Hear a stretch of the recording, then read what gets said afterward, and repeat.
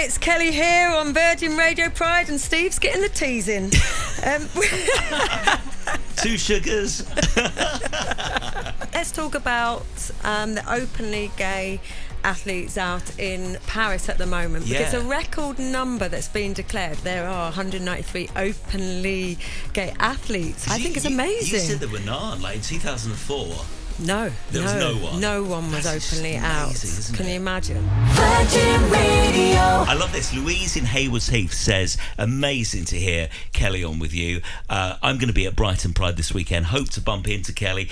Ask her how much has her life changed since she came out. I mean, gosh. Oh, hi Louise. Make sure you say hello if you see me at Pride. It's changed so dramatically because, of course, I'm just so free with how I feel, the energy I have. I've got this real positive glow around me because I don't really care what people think anymore, and that's like very liberating. Because if you think about the fact when you're a closed book, you can still function, you can still be you can still do everything that you want to do, but of course you can't be free or happy, or that, you know, I go out, I've met so many people. I never went to a Pride, of course, before I came out. Now I've been to 3 Londons. This will be my second Brighton, and I'm so excited for it. Last couple of years of just like, you've just kind of you found yourself, haven't you?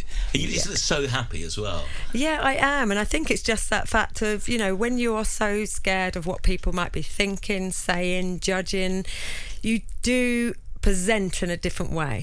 And I've always been quite a hard focused character because of my army background anyway, my athletics, very sort of in the zone, but I think that also came out my personality, where I was maybe sort of quite straight-laced in terms of, I'm still like smiley and whatever, but I don't think I really gave a lot of myself.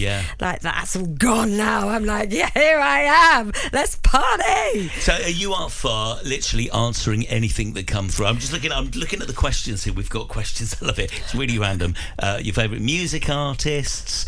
What's Tom Daley really like? That's here we go. one. We've just been talking about music. Tina Turner. Oh, legend. Should we talk about that in a bit? Yeah, I love her. We always love chatting on Virgin Radio Pride about big gigs, our favourite gigs and stuff. So we'll get into that. And you're a big fan of Pink as well, aren't you? I'm a big fan of Pink. I think there's just so many people, and the music industry really sort of breaks that mould. It allows people to express who they are, what they feel, don't it? So let's talk more about that. Okay, can't wait. Are you enjoying this? I'm loving it. You're so good. You can come back again, Steve. You can come back again. So we've got so much to talk about, but let's talk about the openly gay athletes out in Paris at the moment, because a record number that's been declared, which is 193.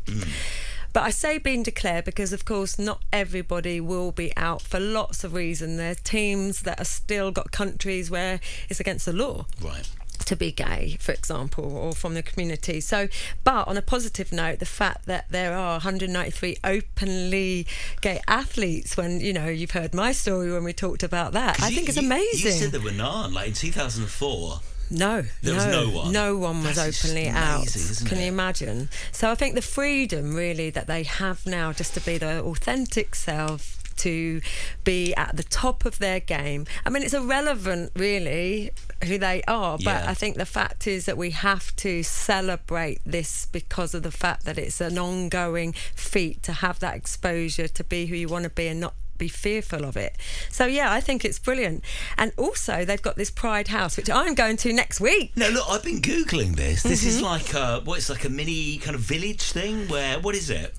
So they probably have it's a building where they have all the sport on the TV screens, they have food, they have music going on, and it's a safe place really for people to go. Amazing. And it'd be like friends and family, but it's, you know, openly there in Paris, and I'm really looking forward to it. I think I'll get the coloured outfits out for that one.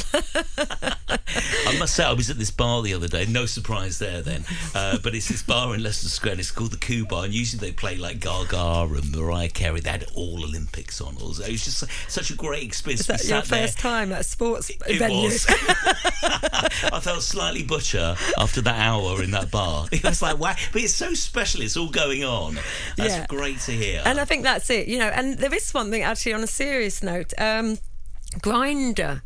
So I've not ever been on any of these sort of apps and things, but Grindr in the Village, they've switched it off basically, so that no one can have the sort of locations of any athlete that might be on the grinder for a safety point of view. I think that's really good and really So I suppose clever. just in case you're from a country like, I don't know, Saudi Arabia, yeah. exactly. And if you were found out, that could have such bad repercussions, couldn't it? When you're back in your country, you could get hounded out of the Olympics or something. Yeah, it can have real ramifications in the village, as well, because there'll be a lot of people there that aren't supportive. So, yeah, so lots going on, lots of great people, lots of people flying the flag, full of pride. Isn't it? I reckon we should go into another song. What do you reckon? What do you reckon? Should we do this? Sam Smith, Unholy? Let's do it. Come on Virgin Radio Prime. Virgin Radio.